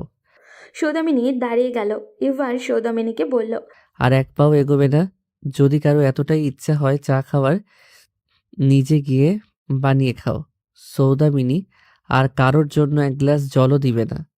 সৌদামিনী থেমে গেল। তার জন্য ইভান প্রতিবাদ করলো ভেবেই চোখে পানি চলে এসেছে। ঈশিতা বলল, ভাইয়া, তুমি ওর পক্ষ নিচ্ছ? ওই মেয়েটার ভাবি ভালো লেগেছে বলে চাটা আবার চাইলো, এতে দোষের কি আছে? তুই ছোটর মতো থাক, বড়দের ব্যাপারে নাক গলাতে আসবে না। আর এত যদি ইচ্ছা হয় কারো চা খেতে, নিজে বানিয়ে খাবে। ইরফান এখন ভাবছে, অবিশ্বাস্য। It's totally impossible. এটা সেই মেয়ে কিছুতেই হতে পারে না, স্বভাবের সাথে কিছুতেই যায় না। সৌদামিনী রুমে গেছে। সৌদামিনীর মুখে মিষ্টি হাসি। ইভান তার হয়ে বললে সেটা ভাবতেই মন খুশিতে ভরে যাচ্ছে। ইভান রুমে ছিল। সৌদামিনী নিজের ল্যাপটপে কাজ করছে। ইভান বলল, একবার সহানুভূতি দেখিয়েছি বলে ভেবে নিও না মেনে নিয়েছি তোমায়। শুনো মেয়ে, তোমাকে আমি কোনোদিনও স্ত্রী হিসেবে মেনে নিব না, কোনো দিনও না। আমার স্ত্রীর অধিকার পাওয়ার স্বপ্ন ভুলে যাও। সৌদামিনী ফ্যাল ফ্যাল নয়নে তাকিয়ে রইল, কেবল মুখ দিয়ে কোনো কথা বের হচ্ছে না। তারপরে দিনগুলো ছিল খুব বিষাদের। সৌদামিনী ইভানের সামনে পড়তো না, যতটা সম্ভব এড়িয়ে চলার চেষ্টা করত। রুমে নিজের কাজ করত মন দিয়ে, ভুলেও ইভানের দিকে তাকাতো না। তবে এই কিছুদিনের মাঝে বাড়ির অন্য সদস্যরা কিছুটা হলেও সৌদামিনীকে পছন্দ করা শুরু করেছে। এই তো সেই দিনের কথা। সৌদামিনী মাত্র বাসায় এসেছে। রুমে যাবে রুবিনা বেগমের রুমের সামনে দিয়ে দেখলো রুবিনা বেগম এপাশ ওপাশ করছেন। বাসায় কেউই নেই। সৌদামিনী এগিয়ে গেল, কি হয়েছে জানতেও চাইল। শুরুতে কোনো কথা শোনাবে, পরে বললেন তার মাথা ব্যথা করছে। সৌদামিনী পরম যত্নে মাথা মালিশ করে দেয়। তার চোখে মুখেও ক্লান্তি নেই। রুবিনা বেগম চোখ বুজে ভাবেন সৌদামিনীর কথা। মাত্রই বাসায় এসেছে, অথচ একটু বিরক্ত হয় না হয়ে তার সেবা করছে। আমি কি কখনো সৌদামিনীর সাথে ভালো ব্যবহার করিনি? তারপর থেকে রুবিনা বেগম সৌদামিনীকে আর কথা শোনান না, মুগ্ধ হন সৌদামিনীর কর্মকাণ্ডে। ইরফানও আজকাল বিরক্ত হয় পায়েলের কর্মকাণ্ডে। ইরফানের মনে হতে থাকে যে রূপ ছাড়া পায়েলের আর কোনো গুণই নেই, আর সৌদামিনী মাঝে রূপ ব্যতীত সব গুণই আছে। আজকাল ইরফানের সৌদামিনীকে দেখেও বেশ ভালো লাগে। আগে খেয়াল করেনি সৌদামিনীর মায়াবী দুটো চোখ কত মায়া জড়ানো। ইরফানের নিজেরই ইচ্ছা কিংবা ইচ্ছার বিরুদ্ধে খাবার টেবিলে কিংবা চায়ের আড্ডায় সৌদামিনীর দিকে বারবার নজর ছুটে যায়। চা বানিয়ে যখন সৌদামিনী সবার হাতে দেয়, ইরফানের ইচ্ছা হয় একটু ছুঁয়ে দিতে সৌদামিনীকে। ইরফানের নজরেও পড়ে ইরফানের সৌদামিনীর ওপর নজরদারি। সৌদামিনী শ্বশুরবাড়ি এসেছে 1 মাস হতে কয়েকটা দিন বাকি। সৌদামিনী অফিসেও ব্যস্ততা বেশ, কিন্তু সব সময় সে বিকেলের মধ্যেই বাড়ি ফিরে আসে। এসে সবার জন্য বিকেলের নাস্তা সেই তৈরি করে, তারপর রুমে নিজের কাজ করতে থাকে। সেদিনের পর থেকে ইউভানের সাথে কথা বলে না। একদিন ইউভান নিজের রুমেই বসেছিল, সময়টা বিকেল। এই সময়েই সৌদামিনী বাসায় ফিরে, কিন্তু সেদিন বিকেলে গড়িয়ে সন্ধ্যা হলো। সৌদামিনী ফিরছে না এখনও। ইবনাথকে জানিয়েছে একটু দেরি হবে, কিন্তু সন্ধ্যা হয়ে গেলেও খবর নেই। ইউভানের চিন্তা শুরু হচ্ছে, ওর বাবার কোনো কিছু হলো। কিন্তু চিন্তা করছে ইউভান। সেদিন শাহেদার নাম্বার নিয়েছিল, কল দিল শাহেদার নাম্বারে। শাহেদা জানালো সৌদামিনীর বাবা ঠিক আছেন, আর সৌদামিনী সে বাড়িতেও গিয়েছিল, যেমনটা প্রায়ই যায়। সৌদামিনী বাবার বাড়ি গেলেও আসরের মধ্যে তালুকদার বাড়ি ফিরে আসে। আজ কি হলো? ইউভান কল দিবে নাকি ভেবে পাচ্ছে না। অন্যদিকে বাড়ির অন্য সদস্যরা ভাবছে হয়তো বাবার বাড়ি আছে, সেখানে যে নেই সেটা ইউভান কাউকে বলে চিন্তায় ফেলতে চায় না ও। সৌদামিনীর নাম্বারে ইউভান কল দিতে গিয়েও থেমে যাচ্ছে। রাত 9টা বাজে, এখনও খবর নেই। সব কিছু বাদ দিয়ে এইবার ইউভান কল দিল সৌদামিনীর ফোনে। প্রথমবার রিং হয়ে ফোন কেটে গেল, দ্বিতীয়বার সাথে সাথেই রিসিভ হলো। সৌদামিনী রিসিভ করে চিৎকার করে বলল, কেন কল দিলেন? সব শেষ করে দিলেন সব। সৌদামিনী কেঁদে দিচ্ছে। ইউভান কিছু বলবে তখনই ওপাশ থেকে চিৎকার চেঁচামেচির শব্দ। মনে হচ্ছে অনেকে আছে, কেউ ছেড়ে দাও বলে চিৎকার করছে। সৌদামিনী না না করছে। হঠাৎ মোবাইলের অপর পাশে গুলির শব্দও হলো। সৌদামিনী আহ করে চিৎকার করে উঠল। ততক্ষণে ফোন ডিসকানেক্ট হয়ে গেল। ইউভান সৌদামিনী বলে চিৎকার করে উঠল। বারবার কল দিচ্ছে, কিন্তু পাচ্ছে না। হাত পা কাঁপছে ইউভানের। এক বন্ধুকে সৌদামিনী নাম্বার দিয়ে ওর লাস্ট লোকেশন কোথায় জানতে বলল। বন্ধু জানতেই ইউভান দ্রুত বের হয়ে গেল। ইউভানের ভয়ে চিন্তায় প্রাণ শুকিয়ে গেছে। বারবার শুধু ভাবছে সৌদামিনী ঠিক আছে তো। ইউভান যখন সেই ঠিকানায় পৌঁছায় তখন তার ভয় আরও বাড়তে থাকে, কারণ জায়গাটা বেশ নির্জন। সামনে একটা পুরনো বাড়ি, মনে হচ্ছে এখানে কেউ বহু দিন ধরে থাকে না। ইউভানের প্রতি কদমে মনের ভয় বেড়েই চলছে। ইউভান সৌদামিনী বলে বারবার ডাকলো। ঘুটঘুটে অন্ধকার, কোনো রেসপন্স পাচ্ছে না। ভিতরে মোবাইলের আলোতে দেখলো সব কিছু ছড়িয়ে ছিটিয়ে আছে। ইউভান বারবার ডাকছে সৌদামিনীকে। হঠাৎ ইউভানের কানে কারোর কান্নার শব্দ এলো। ইভান আবারও শব্দে মনোযোগ দিয়ে সেদিকেই এগোচ্ছে। যত এগোচ্ছে ততই শব্দ বেড়ে চলেছে। ইভান বুঝতে পারছে কোনো বাচ্চা কাঁদছে। ইভান অবশেষে সেই জায়গায় প্রবেশ করলো। ইভান দেখলো একটা বাচ্চা মেয়ে ভয়ে জড়সড় হয়ে বসে কাঁদছে। বয়স আনুমানিক 4 কি 5 বছর হবে। ইভান লাইটের আলোতে চারিদিকে নজর বোলাতে লাগলো। দেখলো সামনে পড়ে আছে সৌদামিনী। ইউভান চিৎকার করে সৌদামিনীর কাছে গেল। সৌদামিনীর সেন্স নেই। ভালোভাবে পরখ করে দেখলো সৌদামিনীর পায়ের কাছে রক্ত গড়গড়িয়ে এখনও পড়ছে। ইউভান চিৎকার করে উঠল। পা দেখে বুঝতে পারলো সৌদামিনীর পায়ে গুলি লেগেছে। সৌদামিনী পাশে পড়ে আছে মোবাইল। তখন ইউভানের বন্ধু আরাফ সেখানে প্রবেশ করলো। আরাফ হলো সে যে ইউভানকে লোকেশন জানিয়েছে। ইভান আরাফকেও বলেছিল আসতে। ইভান সৌদামিনীকে কোলে তুলে নিল। আরাফ বাচ্চা মেয়েটাকে কোলে নিল, তারপর দ্রুত হাসপাতালের উদ্দেশ্যে রওনা দিল। মেয়েটা বারবার কাঁদছে আর বলছে মায়ের কাছে যাব, বাবার কাছে যাব। এদিকে ইউভান সৌদামিনীর কেবিনের বাইরে অস্থির হয়ে পায়চারি করছে। সৌদামিনীর পায়ে গুলি লেগেছে, গুলি বের করাও হয়ে গেছে। কেবিনে শিফট করা হয়েছে সৌদামিনীকে। সেন্স আসলে ইভান দেখা করতে পারবে। সৌদামিনীর জ্ঞান ফিরতেই ইভান প্রবেশ করলো। সৌদামিনী ইভানকে দেখে বলল, ও কোথায়? কে? ও তিতান। তিতান কোথায়? আমি কিভাবে আসলাম? কার কথা বলছো জানি না, তবে তোমার সাথে একজন বাচ্চা মেয়েও পেয়েছি। সৌদামিনী স্বস্তি পেল, জিজ্ঞাসা করল, কোথায় ও? বাহিরে আছে, আমার বন্ধুর কাছে। আর কি হয়েছে? এসব কি করে হলো? সব আপনার জন্য হয়েছে, সব আপনার কারণে। আমার জন্য মানে? আপনি যদি তখন ফোন না দিতেন এত কিছু হতো না। আমি বাঁচিয়ে নিয়েছিলাম। বলে সৌদামিনী টুকরে কেঁদে উঠল। ইভান আবারও জানতে চাইল কি ঘটেছে, ক্লিয়ার করে বলতে। তখন নার্স এসে বলল, পেশেন্টের সাথে বেশি কথা না বলে তাকে রেস্ট নিতে সময় দিন। অগত্যা ইভান আর কিচ্ছু জিজ্ঞাসা করলো না। ইভান সে রাত কেবিনের বাহিরেই কাটালো। পরদিন তিতানকে নিয়ে পুলিশের কাছে গেল, কিন্তু ওর ব্যাপারে কোনো কিছুই জানতে পারল না। তিতান সেখানে ভয়ে কুঁকড়ে আছে। সৌদামিনীকে ফোনে জানালো সৌদামিনীকে বাড়িতে নিয়ে আসা হয়েছে। আপাতত গুলি লাগার কারণে ছুটিতে আছে সে, হাঁটতে সমস্যা হচ্ছে, তাই রুমেই থাকছে সৌদামিনী। ইভান আবার সেই প্রশ্ন করল সৌদামিনীকে। সৌদামিনী বলতে সৌদামিনীর ফোন বেজে ওঠে। ওই দলের কয়েকজন থেকে গিয়েছিল অন্য ঘরে। ফোনের শব্দে দ্রুত রুমে ফিরে আসে ওরা। সৌদামিনী ধরা পড়ে যায়। অনেক চেষ্টা করেও রক্ষা করতে পারে না। তারা সৌদামিনীর পায়ে গুলি করে। সৌদামিনী পড়ে যায়, কিন্তু তিতানকে ধরে রাখে। ফলে তারা তিতানকে রেখে তিতানের বাবা মাকে কিডন্যাপ করে। ইভান সবটা শুনে ও শিট বলে ওঠে। সৌদামিনী মনে মনে ভাবে অন্য কথা। সেদিন ইনফরমেশন পেয়েই সৌদামিনী গিয়েছিল তাদের বাঁচাতে। সেটা সৌদামিনী আড়াল রাখে। এদিকে আরাফ ইভানের সাথে দেখা করতে এসেছিল। এসেই ঈশিতার সাথে ধাক্কা লাগে। আরাফ বলে, হেই স্টুপিড, দেখে চলতে পারো না নাকি? আরাফ কথাটা বলে সামনে তাকায় আর দেখে মিষ্টি হেসে বলে, আরে পিচ্চি, একটুর জন্য তো পড়ে যেতাম। দেখুন আরাব ভাইয়া, আমি ইচ্ছে করে ধাক্কা দেইনি। ঈশিতা বের হয়ে যায়। সেদিকে তাকিয়ে মুচকি হাসে আরাফ। সৌদামিনী এখন সুস্থ। তিতান যেন তালুকদার বাড়ির সবার চোখের মণি হয়ে গেছে। সবাইকে মাথিয়ে রাখে সে। সবচেয়ে বেশি খুশি সৌদামিনী। সে যেন তিতান সোনা ছাড়া কিছুই বুঝে না।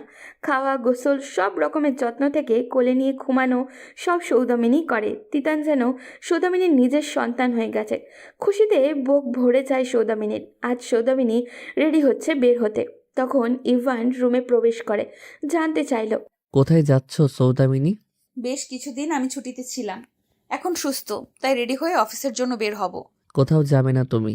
আমাদের অবস্থা এতটা খারাপ হয়ে যায়নি যে বাড়ির বউ বাহিরে চাকরি করবে? আর তাছাড়া কি বিপদ বাঁধিয়েছিলে সেটা ভুলে যেও না। আমি কখন বললাম আমি আপনাদের জন্য চাকরি করি? জানি আপনাদের টাকা পয়সার অভাব নেই, কিন্তু তাও আমি আমার কাজ ছাড়বো না। কেন? এর দুটি কারণ আছে। প্রথমত, আমার বাবার দেখাশোনা করার জন্য আমি অন্য কারো কাছে সাহায্য চাইবো না। আর দ্বিতীয়ত কি? আমি রূপবতী নই। এই দুনিয়ায় রূপের বড্ড কদর। আমার মতো কালো মেয়ের জন্য দুনিয়া কতটা কঠিন সেটা আমি ছোট থেকে বেড়ে ওঠার সময় প্রতিটা পদে পদে অনুভব করেছি। তাই সিদ্ধান্ত নিয়েছি, রূপ নেই তো কি হয়েছে, আমি গুণ দিয়ে নিজেকে প্রমাণ করব। যোগ্য হতে হবে আমায়। আর তাছাড়া আপনার বাড়িতে আমার অবস্থান কেমন সেটা আমার চেয়ে আপনি ভালো জানেন। কাল যদি ধাক্কা দিয়ে বের করে দেন, তাহলে আমি চাই না ভিক্ষা করতে। তাই আমাকে আমার চাকরি নিয়ে কিছু বলবেন না। সৌদামিনী কথায় কতটা কষ্ট, অভিমান জমায় সেটা হয়তো ইভান অনুভব করছে। ইভান ঠায় দাঁড়িয়ে সৌদামিনী সন্তর্পণে চোখের পানি মুছে নিল। তিতানকে ইবনাতের কাছে রেখে চলে গেল নিজের কাজে। সৌদামিনী বেশ ব্যস্ত আজ। তিতানের মা বাবাকে তার সামনে থেকে কিডন্যাপ করা হলো, আর সে কিছুই করতে পারেনি। তাই অনুতাপে সৌদামিনী একটু স্বস্তিও পায়নি। তাই এসেই তাদের ব্যাপারে তথ্য সংগ্রহ করতে ব্যস্ত। এদিকে তিতান আজকে কাঁদছে খুবই। কেউ কিছুই খাওয়াতেই পারছে না। শুরুতে সৌদামিনীকেও একটু পছন্দ করতো না তিতান। এখন সৌদামিনী ছাড়া আর কিছুই বুঝে না। ইবনাত সৌদামিনীকে ফোন দিল। সুন্দর করে বলল যদি গুড গার্ল হয়ে সবার কথা শুনে তাহলে সৌদামিনী অনেক চকলেট নিয়ে আসবে। শুনে খুশি হয় তিতান। ইফরান আর পায়েলের মাঝে বেশ ঝগড়া লেগেছে। অফিসে যাওয়ার সময় 1 কাপ চা চেয়েছিল ইফরান, আর পায়েল সোজা না করে দেয় আর বলে, এই সব কাজ করার জন্য আমি এই বাড়িতে এসেছি? আমি মস্ত বড় ভুল করেছি সেদিন, এখন মাসুল দিতে হচ্ছে। ও আচ্ছা, তার মানে তোমার সৌদামিনীকে বিয়ে না করতে পারায় আফসোস হচ্ছে। হচ্ছে। কোথায় সৌদামিনী আর কোথায় তুমি? ঠিক বলছো, আমার সৌন্দর্যের কাছে সৌদামিনী জিরো। তোমার রূপ ছাড়া আর আছেই বা কি? কোনো কাজের নাও তুমি। এক কাপ চা পর্যন্ত করতে পারো না। বড়দের সাথে মুখে মুখে তর্ক করো। আমি কত বড় ভুল করেছি সেটা খুব ভালো টের পাচ্ছি। সৌদামিনী অনেক চেষ্টা করেও তিতানের বাবা মায়ের কোনো খবর পাচ্ছে না। কারা ছিল ওরা আর কোথায় নিয়ে গেছে কিছুই বুঝতে পারছে না। ছোট্ট বাচ্চাটার জন্য বড্ড খারাপ লাগে সৌদামিনীর। যখন গভীর রাতে কেঁদে ওঠে মায়ের জন্য, সৌদামিনী কত কষ্টে যে সামলায় শুধু সৌদামিনীই জানে। সৌদামিনী তিতানকে কথা দিয়েছে যেভাবেই হোক ওর বাবা মাকে খুঁজে বের করবে। সৌদামিনী বাড়ি আসার সময় হঠাৎ একটা পার্কের দিকে চোখ গেল। পরিচিত মুখ দেখে থেমে গেল সে। একবার ভাবলো সামনে যাবে, কিন্তু পরেক্ষণেই থেমে গেল, বাড়ির দিকে চলে গেল। সৌদামিনী বাড়িতে ঢুকতেই থেমে গেল। ইবনাত মায়ের রুম থেকে বের হচ্ছে, কিন্তু চোখে পানি। সৌদামিনী এগিয়ে গেল আর বলল, কি হয়েছে আপু, তুমি কাঁদছো কেন? চমকে গেল ইবনাত, দ্রুত মুছে নিল চোখের জল আর বলল, ও কিছু না। বলে দ্রুত সে স্থান ত্যাগ করতে লাগলো। সৌদামিনী পেছন থেকে বলল, এতদিন ভাবতাম তালুকদার বাড়ির একজন মানুষ আছে যে আমায় প্রথম দিনই কাছে টেনে নিয়েছে, আমাকে আপন করে নিয়েছে। অথচ আমি ভুল ছিলাম, আমি কারোর আপন হতেই পারিনি। সৌদামিনীর এমন কথায় ইবনাত থেমে গেল। সৌদামিনীর দিকে ফিরে বলল, তেমন কোনো ব্যাপার না সৌদামিনী, তুমি আমায় ভুল বুঝো না প্লিজ। এমন ব্যাপার না হলে কেমন ব্যাপার? আম্মু আমার বিয়ের কথা বলেছিল, তাই কাঁদছিলাম আমি। কেন? আমি যতদূর জানি এইবারের সবার বড় তুমি। তোমার ছোট দুই ভাইয়ের বিয়ে হয়ে গেছে, তুমি কেন করছো না? ইবনাত নিশ্চুপ। সৌদামিনী আবারও বলল, তোমার কোনো পছন্দ থাকলে আমায় বলতে পারো, আমি সবাইকে ম্যানেজ করার দায়িত্ব নিব। যদি সেই মানুষটা না থাকে তাহলে সবাইকে ম্যানেজ করে লাভ কি? মানে? মানে খুব পরিষ্কার, আমি একজনকে খুবই ভালোবাসতাম, আমার পরিবারকে রাজি করিয়েছিলাম, সবাই রাজি ছিল, কিন্তু কিন্তু কি? কিন্তু সে কোথায় হারিয়ে গেছে। অনেক খুঁজেছি তাকে, আমাদের বিয়ের দিন ঠিক করা হয়ে গেছিল, তারপর সে উধাও হয়ে যায়। এতগুলো বছর তার অপেক্ষায় আছি, কিন্তু জানি না সে কোথায়, কেউ কখনো খোঁজ এনে দিতে পারেনি। হয়তো সে নেই, তুমি কেন অপেক্ষা করে আছো? আমি তার সাথে কি হয়েছে সেটা যতদিন জানবো না ততদিন অপেক্ষা করব তার জন্য। যদি সারা জীবন অপেক্ষা করতে হয়, সারা জীবনে অপেক্ষায় থাকবো। সৌদামিনী সন্ধ্যাবেলা ছাদে গিয়েছিল নিজের কিছু জামা কাপড় আনতে। ততক্ষণে ধরণী অন্ধকারে আচ্ছন্ন হয়ে গেছে। সৌদামিনীর ছাদ থেকে সিঁড়ির দিকে পা বাড়াতেই কেউ একজন ছাদের দরজায় পথ আটকে দাঁড়ালো। সৌদামিনী দেখল ইরফান। সৌদামিনী এই বাড়িতে সবার সাথে কথা বললেও আজ পর্যন্ত ইরফানের সাথে কখনো কথা বলেনি, এড়িয়ে চলেছে বারে বারে। তাই এই সময় তার সামনে একা দাঁড়িয়ে আছে ভাবতেই অস্বস্তি হচ্ছে ওর। সৌদামিনী যেতে পারছে না। সৌদামিনী বলল, পথ আটকে দাঁড়িয়ে আছেন কেন? সরুন, আমাকে যাওয়ার সুযোগ করে দিন। ইরফান সৌদামিনীর দিকে তাকালো, মোলায়েম কণ্ঠে বলল, সৌদামিনী, আমার তোমার সাথে কথা আছে। কিন্তু আমার কোনো কথা নেই আপনার সাথে। সৌদামিনী ইরফানের হাত সরিয়ে চলে যেতে চাইল, কিন্তু পারল না। ইরফান বলল, আমি সরি সৌদামিনী। কেন? সেদিনের ঘটনার জন্য, তোমাকে ছোট করার জন্য। সৌদামিনী কথা শেষ করতে দিল না আর বলল, থামুন, আপনার কাছে সরি শুনতে চাইনি আমি। কখনো কি অভিযোগ করেছি? তাহলে কেন আসছেন? আর আজ সরি বলছেন যেখানে আমি আর আপনি ছাড়া কেউ নেই। আপনার যদি মনে হয় ভুল করছেন, তাহলে সেই সব মানুষের সামনে সরি বলবেন যাদের সামনে আমাকে হাসির পাত্রী বানিয়েছেন। সৌদামিনীর কথা শেষ করার আগে সেখানে ইউভান উপস্থিত হলো আর বলল, কি হচ্ছে এখানে? সৌদামিনী কিছু না বলে সেখান থেকে চলে গেল। ইভান ইরফানকে জিজ্ঞাসা করলো, কি হচ্ছিল এখানে? কি নিয়ে কথা চলছিল? ভাইয়া আসলে সৌদামিনীকে। স্টপ। ওকে সৌদামিনী ডাকার রাইট কখন দিলাম তোকে? মানে? আমি তোর বড় ভাইয়ের বউকে নাম ধরে যদি আরেকবার ডাকিস খুব খারাপ হবে। রাত হয়ে গেছে। তিতান আজ সারাদিন কোনো কিচ্ছু খায়নি।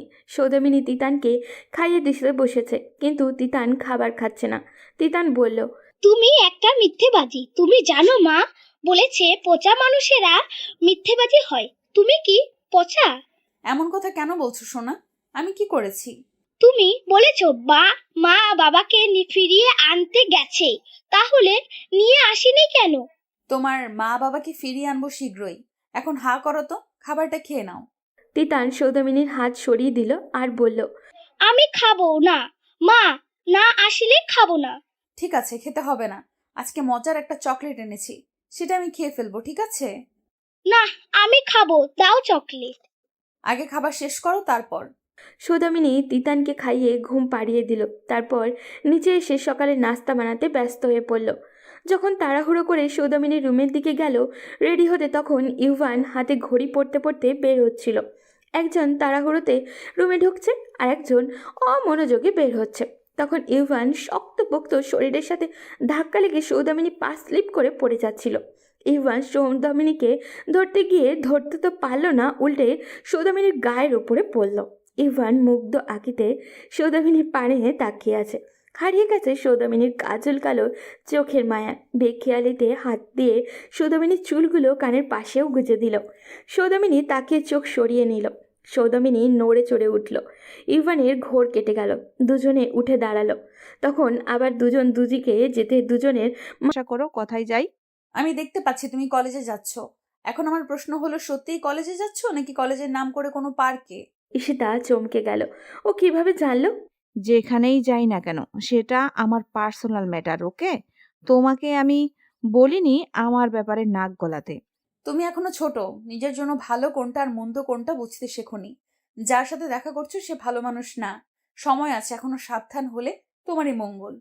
তুমি ভাবলে কি করে আমি তোমার কথা শুনবো?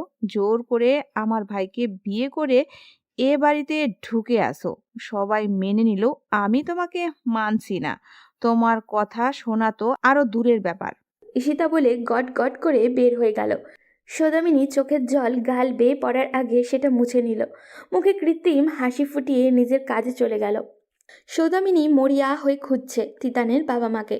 বাচ্চা মেয়েটা আজ তাকে এত বড় কথা বললেও মেনে নিতে পারছে না। অবশেষে এই লোকেশনের ব্যাপারে জানতে পেয়ে পুলিশ ইউনিফর্ম সমেত সেখানে চলে গেল। সৌদামিনী সেখানে গিয়ে কিছুই জানতে পারল না। নির্জন জায়গা এক্কেবারে, আশেপাশে কেউই নেই বললেই চলে। বাড়ির ভেতরে সব ধুলোবালিতে পরিপূর্ণ।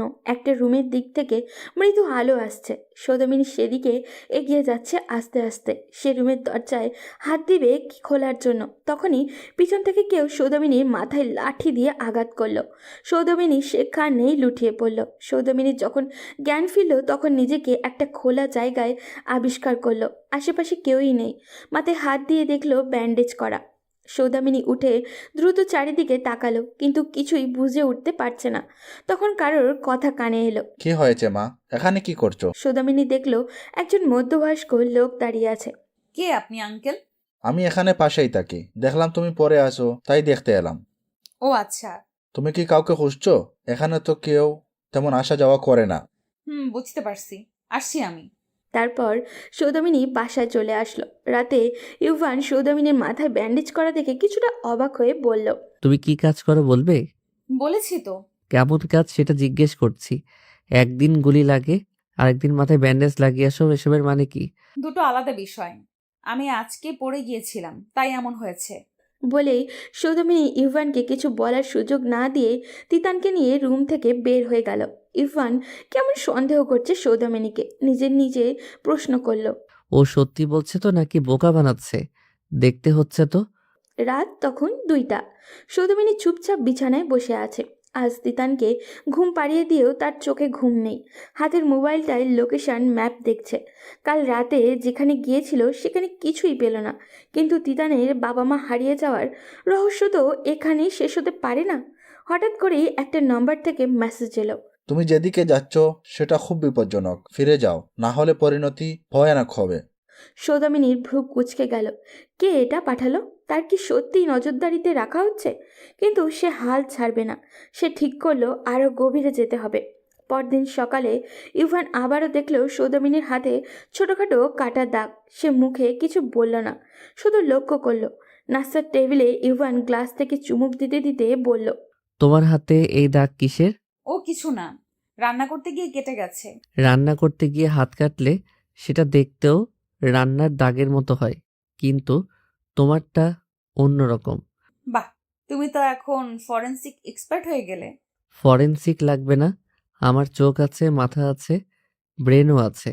তাহলে ওই ব্রেনটা কাজে লাগাও। আমার ছোটখাটো দাগ বিশ্লেষণ না করে তোমার নিজের কাজে ফোকাস করো। ইভান ঠোঁট কামড়ে রইল। এই মেয়েটা কিছু লুকোচ্ছে? এটা তো পরিষ্কার। সেদিন দুপুরে সৌদামিনী তিতানকে খেলতে বসে দ্রুত কোথাও বের হওয়ার জন্য রেডি হলো। ইভানও দরজার পাশে দাঁড়িয়েছিল। কোথায় যাচ্ছ? কিছু কাজে যাচ্ছি। কি কাজ? ব্যক্তিগত কাজ। তোমার এই ব্যক্তিগত কাজ কি এমন যে একদিন গুলির সামনে নিয়ে যায়, আরেকদিন মাথায় ব্যান্ডেজ লাগিয়ে নিয়ে আসে? তোমার ওপর নজর রাখা লাগবে মনে হচ্ছে। সৌদামিনী চুপচাপ দরজা দিয়ে বেরিয়ে গেল। ইভান তার বাইকের চাবি নিয়ে দ্রুত সৌদামিনীর পিছু নিল। সৌদামিনী বুঝতে পারে তাকে ফলো করা হচ্ছে। সৌদামিনী একটা নির্জন রাস্তার দিকে এগিয়ে যাচ্ছে। সে খুব সাবধানে চারপাশ দেখছে। তার মনে হচ্ছিল কেউ তাকে অনুসরণ করছে। হঠাৎ করেই সে পথের পাশে একটা আয়নার দোকান দেখে থেমে গেল। সে আয়নার দিকে তাকিয়ে দেখল পিছনে একটাই বাইক ধীর গতিতে চলছে, আর সেটা হলো ইভান। সৌদামিনী ঠোঁট চেপে হাসল। তারপর হঠাৎ করেই সে রাস্তায় একটা রিক্সা ডাকলো। তারপর গলির মধ্যে ঢুকে গেল। ইভান হতবম্ব হয়ে গেল। উফ, মেয়েটা কি কোনো সিক্রেট এজেন্ট নাকি? সৌদামিনী আবারও সেই জায়গাটিতে গেল যেখানে তার ধারণা ছিল তিতানের বাবা মাকে লুকিয়ে রাখা হতে পারে। এবার সে হাতে একটা ছোট টর্চ লাইট নিয়ে ধীরে ধীরে বাড়িটার দরজার কাছে গেল। হঠাৎ করেই পেছন থেকে কিসের যেন শব্দ হলো। সে চমকে পিছনে তাকালো, কিন্তু কিছুই দেখতে পেল না। কিন্তু তার বুকের ভেতরে কেমন যেন একটা অস্বস্তি হচ্ছিল। কেউ কি তার উপরে নজর রাখছে? সেদিনের মতো বাসায় এসে সৌদামিনী ঘুমিয়ে যায়। সেখান থেকে কিছু ইনফরমেশন জোগাড় করতে পেরেছে ও। পরদিন সকাল প্রায় 11টা। সৌদামিনী এখনও ঘুমিয়ে। পুরো বাড়িতে রীতিমতো একটা তোলপাড় শুরু হয়ে গেছে। রান্নাঘরে কাজকর্ম এলোমেলো হয়ে আছে। ঘরে ঝাড়ু দেওয়া হয়নি, চা বানানো হয়নি। সবাই যেন খুব উগড়ে দেওয়ার সুযোগ খুঁজছে। এই মেয়ে এখনো উঠলো না? দেরি হলে কি তার কিছু যায় আসে? আহারে, ঘুমাতে দাও। সারা রাত তো রাজকন্যার মতো খেটে মরেছ। সকাল হলে একটু দাসীর মতো খেটে মরতে বললে যেন জান বেরিয়ে যায়। কেউ গিয়ে ওকে উঠাও। এত দেরি করে ঘুমালে চলে? তখনই উপরের রুমের দরজা খুলে সৌদামিনী নিচে নেমে এলো। চোখে ক্লান্তি, মুখে নিস্তেজ ভাব। সে এখনও পুরোপুরি জেগে উঠতে পারেনি, কিন্তু এত শোরগোল শুনে সে আর শুয়ে থাকা সম্ভব হচ্ছিল না। কি হয়েছে? সকাল থেকে এত আওয়াজ কেন? তোর জন্যই সব। এই বাড়িতে কাজের লোক না থাকলে কি হবে? তোকে তো পাওয়া যায়, এত দেরি করে ওঠার সাহস হয় কিভাবে? উনি রাজা রানী, আমাদের কথা কাজ করবে নাকি? আমি কি ইচ্ছে করে দেরি করেছি? শরীর খারাপ লাগছিল, তাই একটু ঘুমিয়েছি। আহারে, তোর শরীর খারাপ লাগবে না?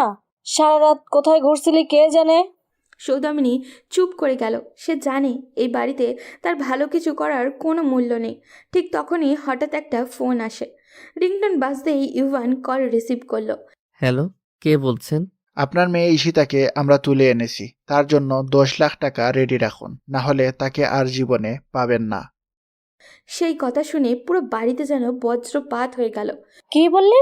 তিশা কিডন্যাপ হয়েছে? হ্যাঁ, ওরা বলছে 10 লাখ টাকা চাই। আল্লাহ, এখন কি হবে? মেয়েটার তো বিয়ের কথাবার্তা চলছিল, এখনই এই কেলেঙ্কারির মধ্যে পড়তে হলো। সৌদামিনী পুরো ঘটনা বোঝার চেষ্টা করছিল। তারপর বলল, আমি তিশাকে ফিরিয়ে আনবো। সবাই হতবাক হয়ে তার দিকে তাকালো। তুই তুই কিভাবে উদ্ধার করবি? কিডন্যাপারদের সঙ্গে তোর পরিচয় আছে নাকি? তুমি উদ্ধার করবে কিভাবে? আপনারা যেটা ভাবছেন সেটা ভুল। আমি জানতাম তিশা ভুল সিদ্ধান্ত নিচ্ছে, তাই আগেই ওকে সাবধান করেছিলাম। বিশাল ভালো ছেলে নয়, এটা আমি জানতাম। তাহলে আগে বলিসনি কেন? বলেছিলাম, কিন্তু তিশা আমাকে পাত্তা দেয়নি। সবার মুখ চুপসে গেল, কারণ সত্যিটা সবাই জানে। তিশাকে সাবধান করা হয়েছিল, কিন্তু সে শোনেনি। কিন্তু তুমি কিভাবে ওকে উদ্ধার করবে? পুলিশে খবর দেওয়া দরকার। পুলিশ সময় নষ্ট করবে, ততক্ষণে ওরা তিশাকে অন্য কোথাও সরিয়ে নেবে। আমি ওকে ফিরিয়ে আনবো। সৌদামিনী তার কাজ শুরু করে দিল। বিভিন্ন ইনফর্মারকে কল দিয়ে তাদের কাছ থেকে ইনফরমেশন জোগাড় করলো। কিন্তু সে তখন অবাক হলো যখন সে দেখলো এটা সেই জায়গা যেখানে সে তিতানের বাবা মাকে খোঁজার জন্য বারবার চেষ্টা করছে। তার মনে আরেকটু দৃঢ়তার সৃষ্টি হলো। সে ভাবলো এখন সে তিশার সাথে সাথে সে তিতানের বাবা মাকেও খুঁজে পাবে। রাতে সবার ঘুমানোর পর সৌদামিনী আস্তে আস্তে নিজের ব্যাগ থেকে একটা ছোট পিস্তল বের করলো আর কিছু টাকা, মোবাইল ও আরেকটা সিম কার্ড নিল।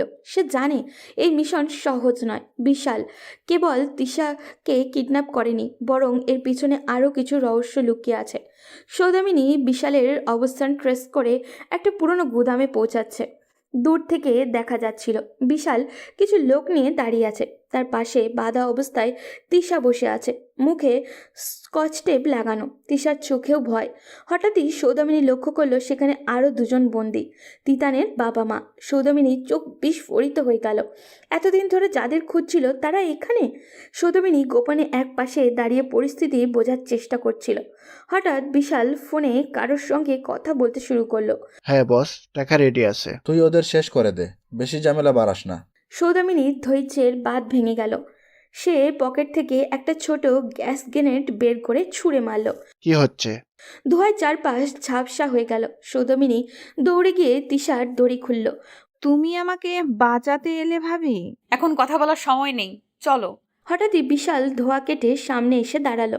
হা হা, আমি জানতাম তুই আসবি। আর আমি জানতাম তোর শেষ এখানেই হবে। বিশাল বন্দুক তুলল, কিন্তু ঠিক